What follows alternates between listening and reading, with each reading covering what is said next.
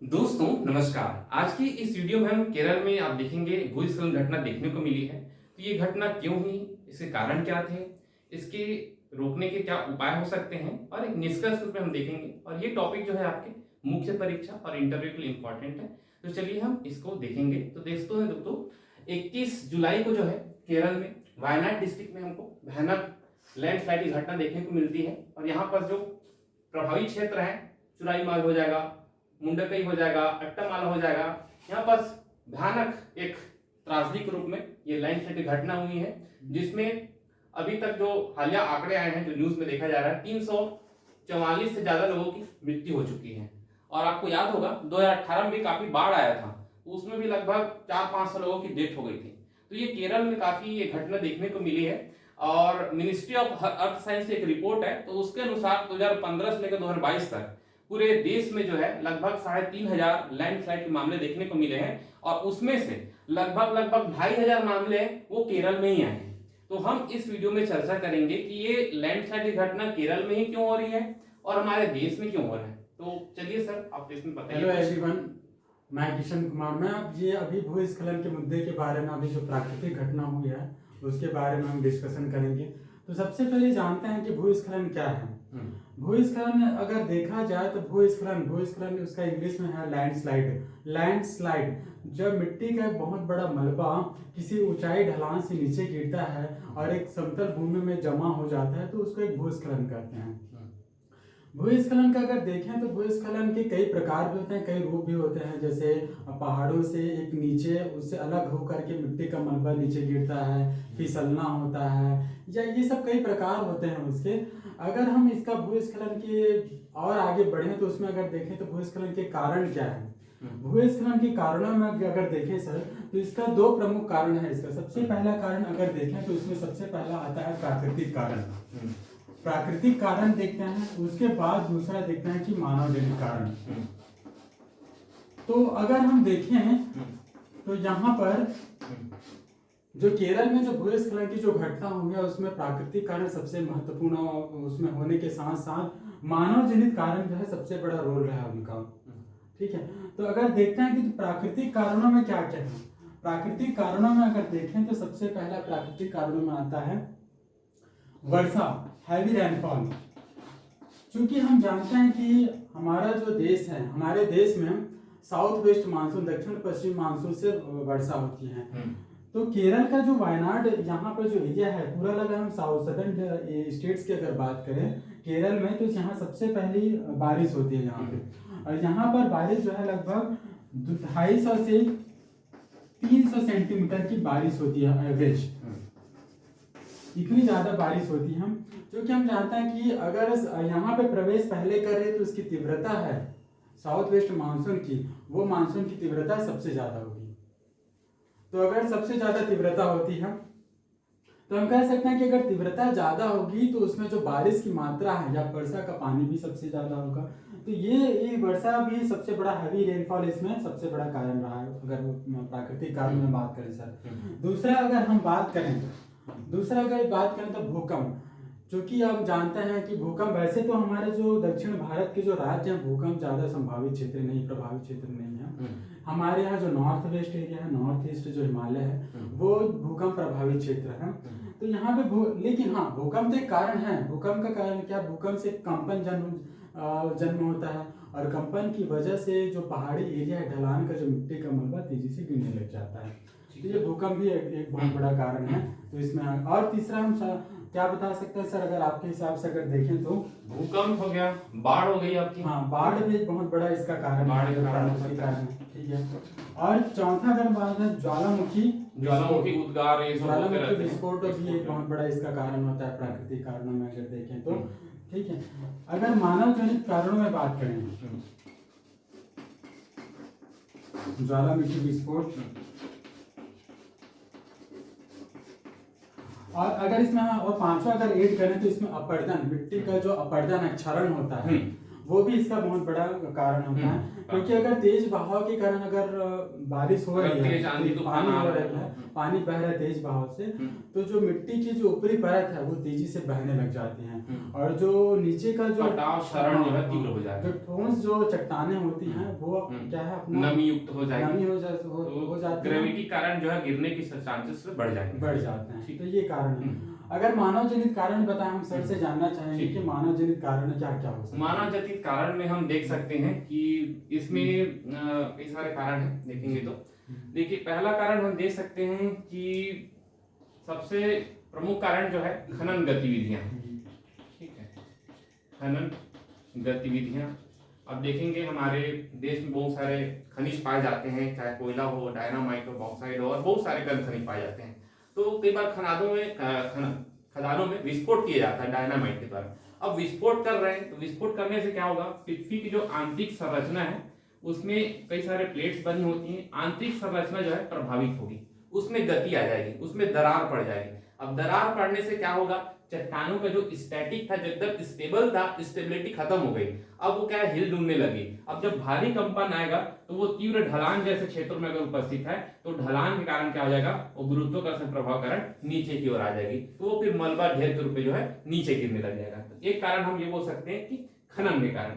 दूसरा प्रमुख कारण ये है कि आप देखेंगे हमारी आबादी बढ़ रही है, तो कृषि जो क्षेत्र है, जो पहले वनीकरण काफी था, वन का क्षेत्र हमारे देश में ज्यादा था, अब वो वन जो है कृषि भूमि में तब्दील हो गया है, आवासीय भूमि में तब्दील हो गया है। तो इसमें हम दूसरा कारण देखेंगे निर्वनीकरण, ठीक है, वनों का कटाई या फिर देखेंगे निर्वनीकरण, ठीक है। तो इसके कारण देखेंगे आप, जैसे पेड़ जो रहते हैं वो मिट्टी को बांध के रखते हैं, उसकी जड़ें जो है मजबूती से, तो क्या है वो आसानी से गिरती नहीं है। अब हमने वनों को काट दिया है तो फिर जो मिट्टी है वो बंधी नहीं हुई है। अब जैसे ही आंधी तूफान आया, तेज दरार कंपन हुआ, तो फिर क्या है, इससे मिट्टी नीचे की ओर आ जाएगी। अगर हम साथ में अगर देखेंगे तो तीसरा इसका सबसे और कारण अगर देखें तो इसमें जो अनियंत्रित गतिविधियां हो सकती हैं। क्योंकि माधव गडकरी कमेटी ने 2011 में जो है कुछ संभावित पैरामीटर्स बताए थे, उनको चिन्हांकित किया था, जिसमें से पश्चिमी घाट एरिया में से केरल का जो पश्चिमी घाट एरिया वो भी बहुत संभावित क्षेत्र था, उसमें भी उसको शामिल किया गया था। चूंकि इन बातों को ना ध्यान रखते हुए हमारे कई जो है मानव बस्तीकरण का विस्तार हो रहा है। तो एक तरह से हम देखें तो पानी नहीं हो रहा, अनियोजित नगर नियोजन हो रहा है। इसके कारण जो भी लैंडस्लाइड की होती रहती है, एक बड़ा कारण रहा है इस मानव। और इसरो ने भी मैपिंग किया था, जब इसरो ने पूरे देश में मैपिंग किया था संभावित क्षेत्र लैंडस्लाइड वाले, तो उसमें भी वो केरल ये पूरे एरिया को कवर किया हुआ था कि भाई ये संवेदनशील क्षेत्र है, इसमें ध्यान रखनी बातों को।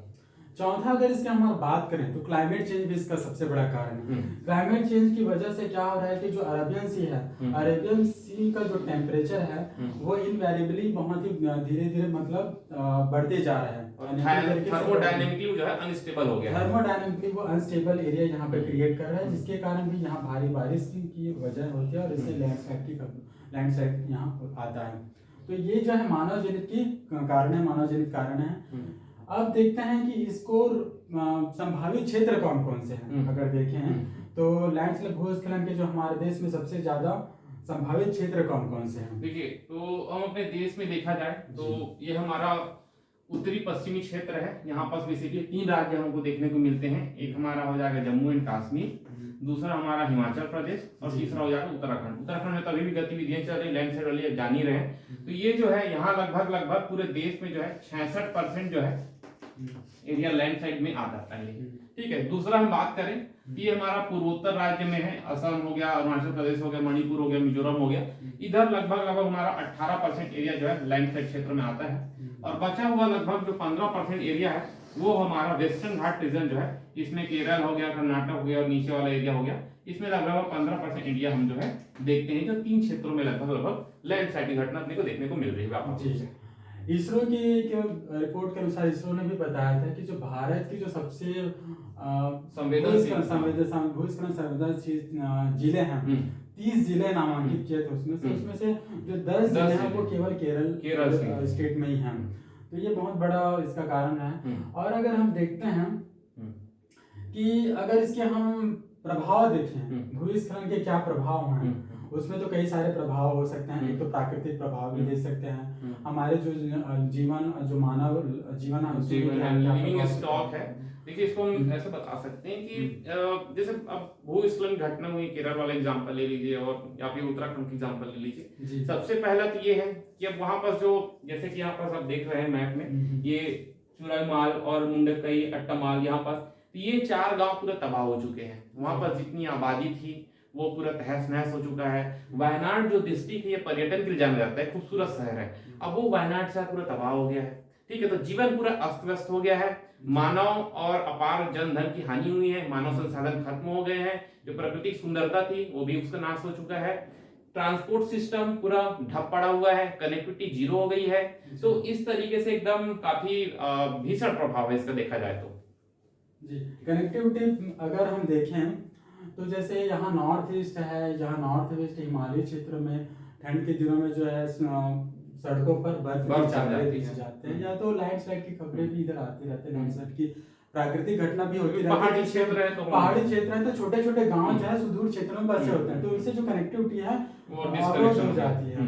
तो ये भी कर, और अगर हम इसके अगर प्रभाव देखें तो जो कृषि भूमि है वो नष्ट हो जाती है, कृषि भूमि नष्ट हो जाती है, सही बात। जैसे कि हम देखें तो बिहार में जो कोसी नदी के बाढ़ की उफान आती है तो पूरे जो कृषि भूमि जैसे और धान की फसलें और कई सारी फसलें यहाँ पर उगाई जाती हैं तो वो पूरी तरह से बर्बाद हो जाती है, जिससे इसके परिणाम स्वरूप क्या होता है, गरीबी है, बेरोजगारी है, खाद्यान्न संकट हो सकता है, पलायन विस्थापन समस्या, मानव जनित समस्याएं जो बढ़ जाती हैं। तो ये इसके अगर हम देखें तो और व्यापक प्रभाव हम देख सकते हैं, हम देख सकते हैं जी। और अगर यहाँ पे अगर कोई बड़ा शहर बसा हुआ है, अगर वो लैंडस्लाइड की वजह से पूरा नष्ट हो गया तो उसको पुनर्जीवित करने में, पुनः बसाने में बहुत बड़े पुनर्वासी सब समस्याएं और सरकार के धन का खर्च बहुत ज्यादा होता है। ठीक है सर, तो हम अभी लैंडस्लाइड क्या होता है ये देख चुके हैं, कारण देख लिए, कारण देख लिए, प्रभाव है, संभावित क्षेत्र देख लिए। अब हम आगे ये देखेंगे कि इसको रोक कैसे सकते हैं, उपाय क्या हो सकता है, और सरकार ने इसके क्या क्या स्टेप्स लिए उसको हम देखेंगे। तो इसको हम थोड़ा सा रफ कर लेते हैं, फिर उसको हम जो है आगे कंटिन्यू करते हैं। दोस्तों, तो हम इसके रोकथाम देखते हैं। तो सरकार की इससे क्या क्या प्रयास है पहले ये देखेंगे। तो इसके लिए सबसे पहले दोस्तों नेशनल डिजास्टर मैनेजमेंट एक्ट 2005 बनाया गया है। ये एक कंप्लीट संस्थागत ढांचा प्रदान करता है कि कैसे हम लोग को इसको टैकल करना है, क्या रणनीति होनी चाहिए। इसके तहत नेशनल डिजास्टर मैनेजमेंट अथॉरिटी बनाया गया है। ठीक है, अब इसमें जो है 3 चीजें हम लोग को देखने को मिलती हैं। कौन कौन सी? देखिए, सेंटर लेवल पे क्या होगा, एक नेशनल डिजास्टर मैनेजमेंट अथॉरिटी रहेगा जिसके हेड कौन रहेंगे? पीएम रहेंगे। ठीक है, स्टेट लेवल पे कौन रहेगा? स्टेट डिजास्टर मैनेजमेंट अथॉरिटी रहेगा। जैसे केरल राज्य में आया तो केरल डिजास्टर मैनेजमेंट अथॉरिटी रहेगा, है ना। और वहां पास कौन रहेंगे हेड? उसके सीएम साहब रहेंगे। ठीक है, जो भी मुख्यमंत्री रहेंगे।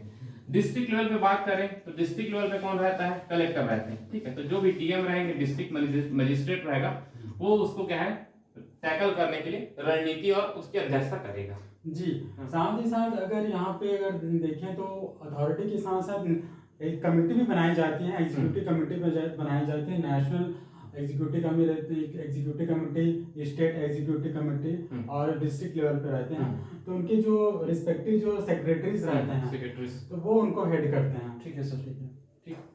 इसके अलावा दोस्तों national disaster management risk management, है ना, इसके लिए एक स्ट्रेटजी बनाई गई है 2019 करके। ठीक, तो इसमें इस स्ट्रेटजी के लिए जैसे कहीं भी ऐसी घटना देखने को मिली है तो उसके लिए प्रॉपर टेम्पलेट्स बनाए गए हैं। ठीक है, कि अपने को इसको ऐसे टैकल करना है, ऐसे हैंडल करना है, वो एक कंप्लीट गाइडलाइंस इसमें बनाई गई है। ठीक है, इसके लिए हम 2019 में रणनीति को बनाए थे। इसके लिए एक और चीज है national institute of disaster management. ठीक है, इसका हेडक्वार्टर नई दिल्ली में है और ये क्या करता है कि जो भी इसके लिए इसके बारे में हम अध्ययन करते हैं कि जो घटनाएं आती हैं तो क्यों आती हैं, उसका जियोलॉजिकल रीजन क्या है। तो इसके लिए national institute of disaster management बनाए गए हैं। इसका हेडक्वार्टर दिल्ली में है, इसको याद रखिएगा। और एक चीज और हम देख सकते हैं, मौसम पूर्वानुमान हर एक स्टेट में, सेंट्रल लेवल पे हो चाहे स्टेट लेवल पे हो, मौसम विभाग रहता है और वो फोरकास्टिंग करता रहता है। आज का टेम्परेचर ऐसा रहना है, आज इतना वर्षा हो सकती है, आर्द्रता ऐसे रहेगी, टेम्परेचर ऐसा रहेगा। तो आप लोग को मैसेज भी आता होगा, आप लोग मोबाइल में देखे होंगे। तो ये सारे प्रयास जो है सरकार द्वारा किए गए। बाकी और सर बताएंगे जी, अगर सरकार के द्वारा ये तो उपाय किए जाने, सरकार की इनिशिएटिव्स हैं, लेकिन और इसके रोकथाम के क्या उपाय हो सकते हैं? इसके अलावा क्या रोकथाम के उपाय कर सकते हैं? तो अगर हम देखें तो सबसे पहले अगर बात करें तो एफॉरेस्टेशन, वनीकरण बहुत इंपॉर्टेंट वजह है, क्योंकि अगर हम देख रहे हैं कि कई शहरों में कई जो वन है जहाँ पे जो फॉरेस्ट एरिया पहुँच जाता है वहाँ पे तेजी से जो है वनों की कटाई हो रही है। तो वनों की कटाई से जो भूमि है, भूमि की जो रिटेनिंग क्षमता होती है, भूमि की जो वनों को रिटेन करने की जो क्षमता होती है वो धीरे धीरे कम होती जाती है, क्योंकि वनों की मिट्टी को रिटेन करने की क्षमता, जी मिट्टी को रिटेन मिट्टी को रिटेन करने की क्षमता कम होती जाती है। तो वही अगर देखें जो तो अफॉरेस्टेशन एक अच्छा उपाय हो सकता है। दूसरा चीज होता है सीढ़ीदार खेती। सीढ़ीदार खेती भी बहुत बड़ा एक अच्छा उपाय हो सकता है कि अगर पहाड़ों में अगर हम सीढ़ीदार खेती बनाएंगे, सीढ़ीदार खेत बनाएंगे तो तेजी से जो पानी बह रहे हैं उसको, उसके तेजी से बहाव को हम रोक सकते हैं, गति कम कर सकते हैं। तीसरा जो है रिटेनिंग वॉल्स, जो वॉल्स होते हैं ये दीवार भी बना सकते हैं, रिटेनिंग वॉल्स बना सकते हैं। जहाँ भूस्खलन संभावित ज्यादा क्षेत्र है उसमें हम रिटेनिंग वॉल्स बना सकते हैं। चौथा चीज अगर हम देखें तो बाढ़ जो प्रभावित क्षेत्र है वहां पर बांधों का निर्माण करके हम पानी कंस्ट्रक्शन करके जी हम बांध का निर्माण कर सकते हैं। ठीक है सर। पांचवा अगर हम देखते हैं मौसम पूर्वानुमान का सटीक अनुमान कर सकते हैं। हमारे पास ऐसे तकनीकों का अच्छा विकास हो रहा है, साथ ही साथ इसरो का ने भी एक सैटेलाइट नाविक के थ्रू हम क्या कर सकते हैं, सटीक अनुमान कर सकते हैं। एक और अच्छा एक है कि 10वीं पंचवर्षीय योजना में 10वीं पंचवर्षीय योजना में भूस्खलन के जो उपाय है उनको बताया गया। तो उन उपायों का हम एकीकरण करके, उन उपायों का हम लागू करके हम भी इसमें लैंडस्लाइड एग्जीक्यूट करके हम उसको खतरे को बच सकते हैं। जी तो इस तरीके से दोस्तों हमने इसकी रोकथाम के उपाय देखे, सरकार के इनिशिएटिव देखे और हमने प्रभावों को देखा, इसके कारणों को देखा और वायनाड जैसे केरल अभी करंट न्यूज में है, बट ये घटनाएं आदि होते रहती हैं। हिमालय प्रभावित क्षेत्र हैं, हिमालय क्षेत्र में हो गया, नॉर्थ जो स्टेट्स हैं उधर हमको देखने को मिलते हैं, पूर्वोत्तर क्षेत्रों में। तो ये घटनाएं होती रहेगी सर। तो इसका आप एक और चीज इसमें जोड़ना चाहता हूँ। हमारे यहाँ तो लैंडस्लाइड की जो संख्या है वो बढ़ती जा रही है। क्यों ना हम दूसरे देशों विदेशों के जो वहाँ पे इंटरनेशनल प्रैक्टिसेस हैं उसको हम अपना सकते हैं रणनीति। जैसे जापान है, इटली है, स्विट्जरलैंड है। तो जैसे इटली में रिमोट सेंसिंग टेक्नोलॉजी का उपयोग किया जा रहा है, जापान में भी वही सर्विलांस करके हम उसका उपयोग कर सकते हैं। तो ये कुछ अच्छा इंटरनेशनल प्रैक्टिसेस कर सकते हैं जी। और दूसरा जी एक और है माधव गडगिल कमेटी का जो रिपोर्ट आई थी 2011 में, तो उन्होंने बताया था कि ये जो वेस्टर्न घाट्स के जो जितने भी एरिया हैं उसको क्यों ना हम इको सेंसिटिव जोन घोषित कर दें। लेकिन सरकार ने अभी तक भी उन 14 सुझावों को अभी तक उनको इम्प्लीमेंट नहीं किया है, जिसके परिणाम स्वरूप हम देख रहे हैं कि इको सेंसिटिव जोन में लगातार बस्तीकरण शहरों का निर्माण हो रहा है। वो लैंडस्लाइड जो प्रोन एरिया है वहां पर मानव का गतिविधियां बढ़ रही हैं। तो ये कुछ इनको हम ये कर सकते हैं। जी जी बिल्कुल सर। तो ये सारी बिंदुओं पे अगर हम गौर किया जाए और इसको लागू किया जाए, जैसे गाडागिल कमेटी हो गया, इसरो की बात हो गई, और भी अदर कंट्रीज के जो स्टेट्स हैं, जैसे सर ने बताया कि जापान है, इटली है, वहां भी घटनाएं, देखिए घटनाएं तो होती रहेगी, हम इसे रोक नहीं सकते क्योंकि ये प्राकृतिक घटना है, लेकिन हम अच्छे तकनीकों का उपयोग करके इन घटनाओं से बच सकते हैं और जो हादसा हो रहा है उसको हम रोक सकते हैं। और ऑलरेडी हम ये सारे बिंदु चर्चा कर चुके हैं, सरकार ने ऑलरेडी नियम कानून बना रखा है, सारे स्टेप्स हैं, कमेटी बना रखी है, रिकमेंडेशन भी देख रहा है, बस एक स्टेप की जरूरत है, वो है एग्जीक्यूशन की। उसको अमल में लाने की सरकार को भी प्रयास करना चाहिए और जो भी स्थानीय प्रशासन शासन है वो सब एकदम सचेत होकर जो है इसको अच्छे से लागू करे ताकि ऐसी घटनाओं को न देखनी पड़े। तो ठीक है दोस्तों, आज की इस वीडियो में इतना ही और मिलते हैं अगले वीडियो में। ऐसे ही हम किसी और अन्य बिंदु पर चर्चा करेंगे। धन्यवाद।